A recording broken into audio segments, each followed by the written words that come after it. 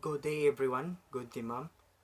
Today I am here to report about the one of the literature in Thai or Thai literature. Example of Thai literature is the Gold Harvest.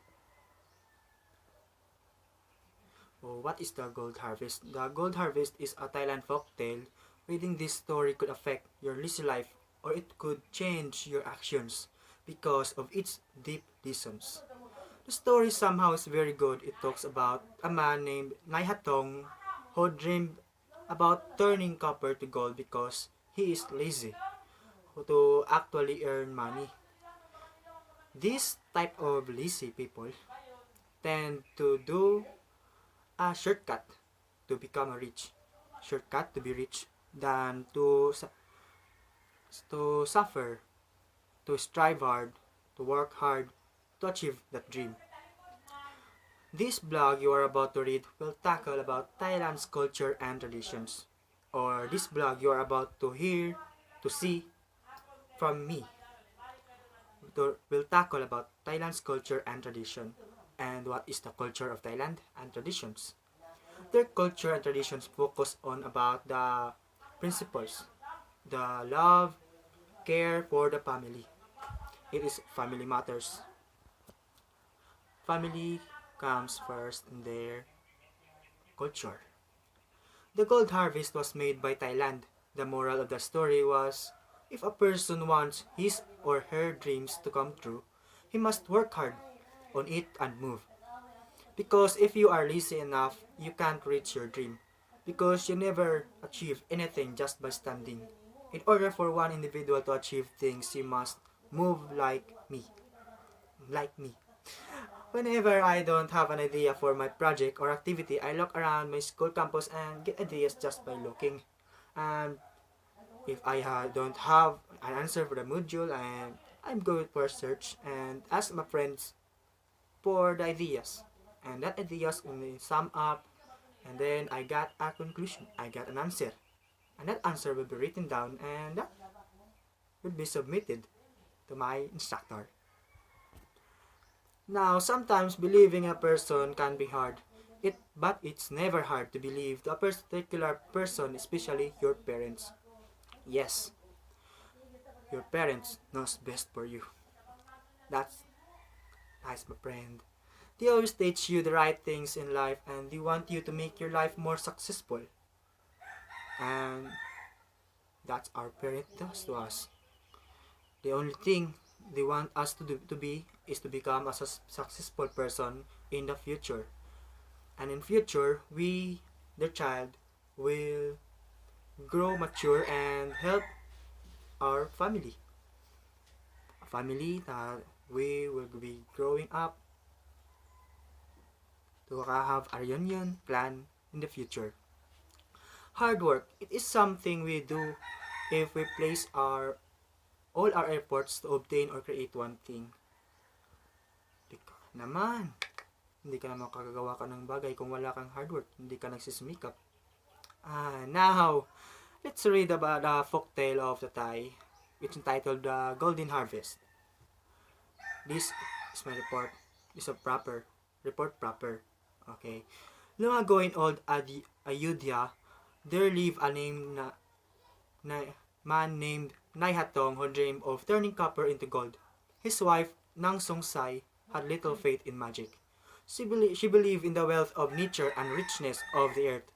When her husband boasted, "Someday, we will be the richest people in Ayodhya," she listened patiently. However, when all their tikal had been used for experiments, do you know what tikal means? Tikal is the coin in their place in Ayodhya. Coin, it's the silver coin. She decided something would have to be done about her husband's great expectation. She said to her husband, "Nai Hatong, you have experimented with copper and a monkey's paw, copper and lizard's tail. You have polished copper with a gold stripe of fur cut from the tiger skin, but the copper did not turn into gold. Why don't you give up this dream and go to work like other men?" Her husband said, "My Chai, That is not right. With each experiment, my magic has grown stronger. Wow, stronger. My Pinray, never mind, my husband, you must do what you must do, she answered. The next day, however, she went home to see her father and asked him what to do about Naihatong's unreasonable search for gold. Her wise old father, Tongs, did not seem disturbed. He said, Pai, go now and see nothing of this meeting. I have a plan to help your husband. The next day, Naihatong received an invitation to dine with his father-in-law at Guniko or mealtime. Guniko, a term to have a meal or a time for a meal. Naihatong was there on a mat-covered floor beside the elderly gentleman. The old man said, My son, since you desired power and a long life, you sit facing east. I see honor and dignity, so I shall sit facing west. Chai, yes, my father, I always follow the older leaf. I never sit facing north when I eat, for I fear the bad luck such an action would cause. But sometimes I eat facing south because I would like to have esteem and respect. The old man smiled and nodded in agreement. And this is the action of the old man. Yes, my friend. Yes, that's my boy. A servant interrupted an conversation by placing a large tray bearing bowls of white rice, hot chicken curry, roasted turtle eggs, vegetables, and namprick. A spicy sauce made from beetles and fish paste. Another tray held bowls of fresh water for washing, clothes for drying, and lime scent for perfuming the hands. The men ate from the same bowls, using only the fingers of the right hand. They did not speak very much while eating because the delicious food demanded them to their complete attention. The curry was spicy, yet sweet, with the added milk of the coconut. The rice was fluffy and fresh from the top of the pot. The namprick beat the tongue, but it was good and made the mild milk drink more tasty by contrast. When the meal was over, Naihatong felt as content as a baby gibbon sitting upon his mother's lap. We are lucky for fish in the water and rice in the land, he said. Chai, my son, but there is more to life than good food. I have asked you to come to me this evening because I need your help. Like you, my son, I have been looking for a way of turning copper into gold. Now I know how to do it. Nayatong drew his breath and made a long whistling sound. Oh, it's too good to be true. I can't believe it, he said. Listen carefully, Nayatong. I have all things I need for the miracles, except one additional ingredient. Because I am an old man, I don't think I can work hard enough and long enough to get it. My Pinray, never mind. Father, I will get whatever you need. Naihatong replied. That is not as easy as you might think, my son.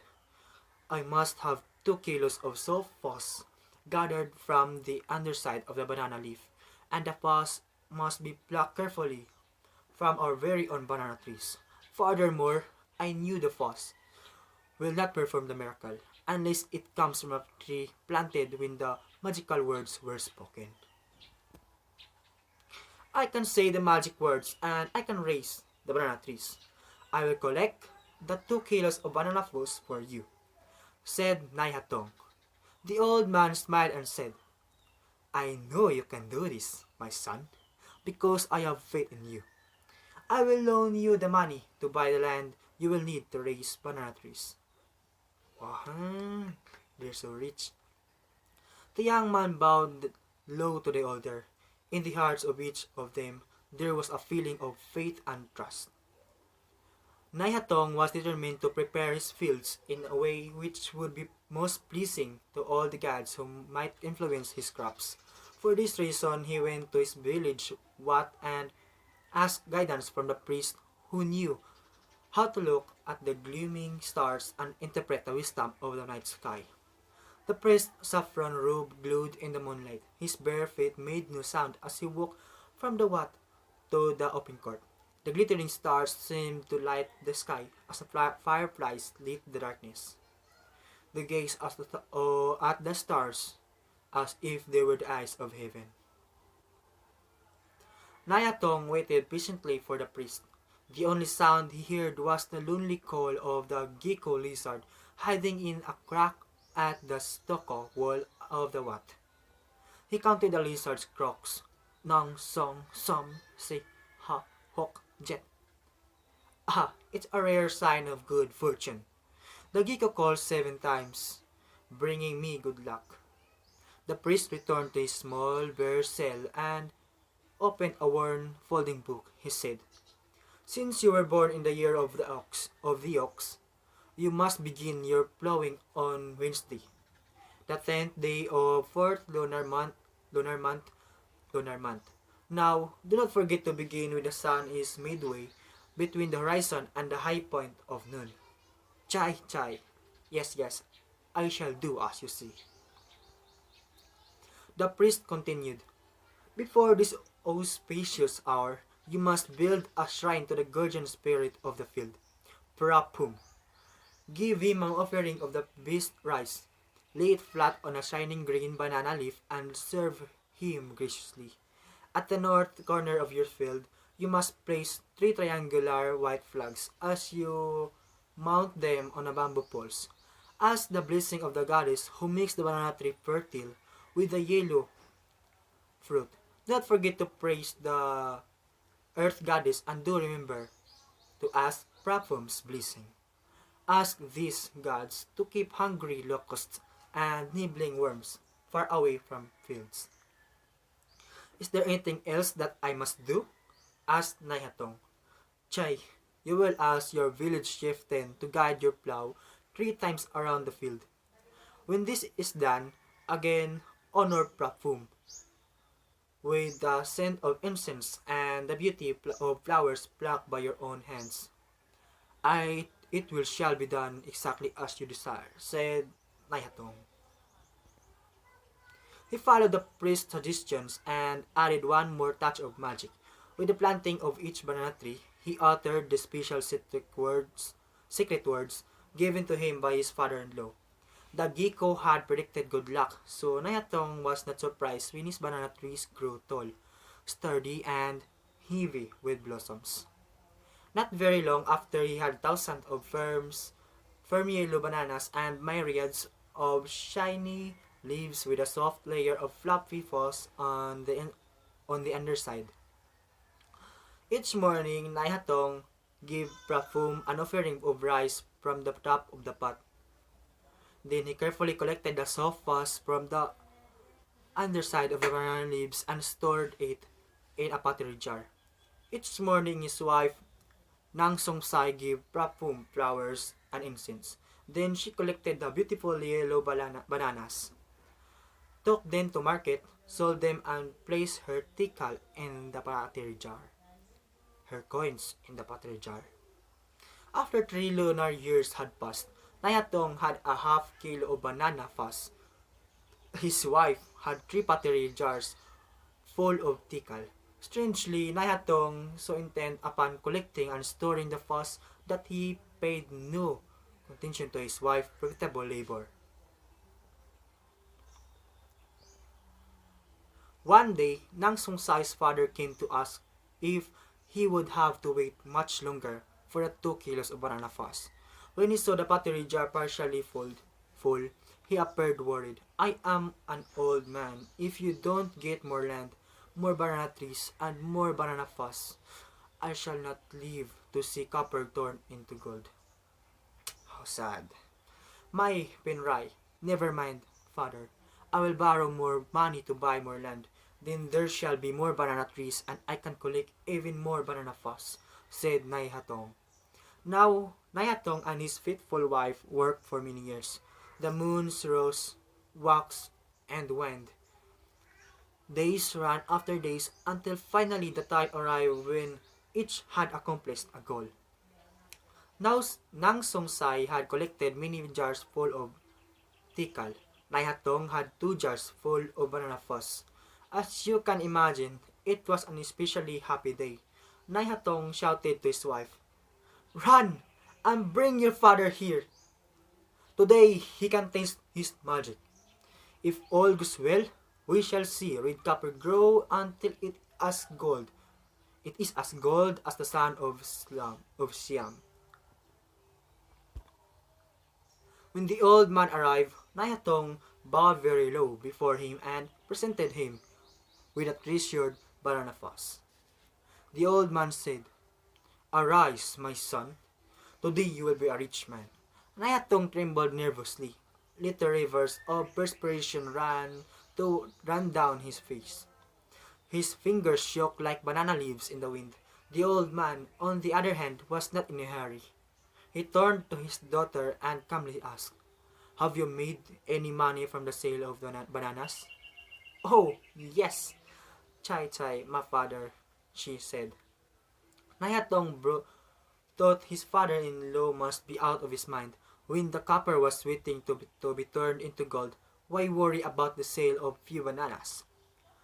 Nang Songsai brought a tray piled high with golden tikal and placed it before her husband. "Aha!" said her father. "Now, Naihatong, just look at all this money that has been made by following my direction. My son, I cannot turn copper into gold, but you and my daughter have harvested gold from the sale of your bananas. You cared for the young plants until they became trees producing delicious fruit. It is not that just as great as a miracle as turning copper into gold?" Nayatong did not answer because he felt like a fool. But he was a very rich fool. His clever wife knelt before him to show her love and respect. When she arose, she said, my husband, you are a master magician. With the help of the gods you cleared land. You cared for the banana trees with the same loving care we give our son. You made the gods happy, and they rewarded you with the golden fruit of the banana trees." "My Chai, that is not right, my clever wife. Do not put a story under your arm and walk away with it. It is your father who is the master magician. He has made his honorable daughter and worthless son-in-law the richest people in our Ayodhya." Nayatong looked at the meaningless pile of banana fuzz mounted high on the table under the smiling face of his father-in-law. Right there and then, it is said, "Nayatong, mixed the banana fuzz with a little water and carefully molded a statue of the old man." So, that is the ending of the story, The Golden Harvest. And this is the moral lesson. Moral lesson. Ini na. Basahan na. Hard work will always earn you success. Because for how many years, Naihatong still didn't give up on reaching his dreams, and at the end, he got rich. I also conclude that in the story, his father-in-law lied in order for him to move more for me. Parents can only give good advice or put them on the right path, but the final forming of the person's character lies in their hands. Instead of finding a way to make another thing to gold, do something productive.